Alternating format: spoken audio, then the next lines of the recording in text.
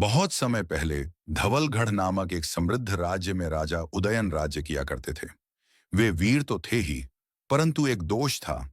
वे अपनी रानी मालविका के सौंदर्य पर इतने आसक्त थे कि उन्हें हर समय अपने साथ ही रखते।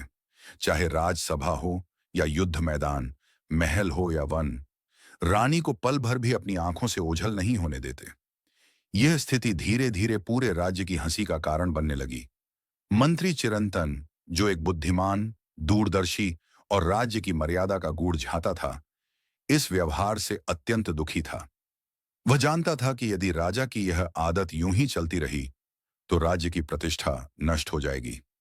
एक दिन मंत्री ने राजा को एकांत में पाया और हाथ जोड़कर विनम्रता से बोला, महाराज, यदि आप मुझे जीवन दान का वचन दें तो एक बात कहने का साहस करूं। राजा उदयन ने मुस्कुराकर कहा, कहो मंत्री, क्या बात है?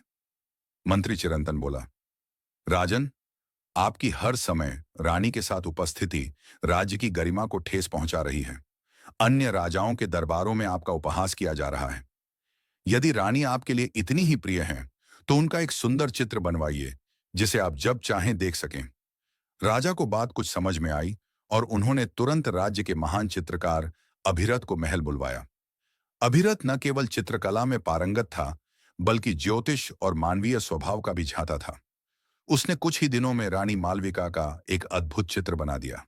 जब राजा उदयन ने वह चित्र देखा तो दंग रह गए।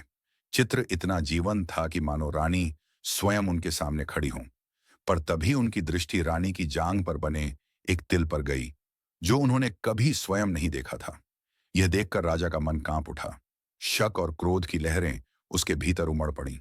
उसने सोचा, क्या यह चित्रकार पहले रानी से? राजा का चेहरा क्रोध से तमतमा उठा और यहीं से आरंभ होती है उस एक श्लोक की सीख जिसे राजा उदयन ने अपनी सभा में सुनाया।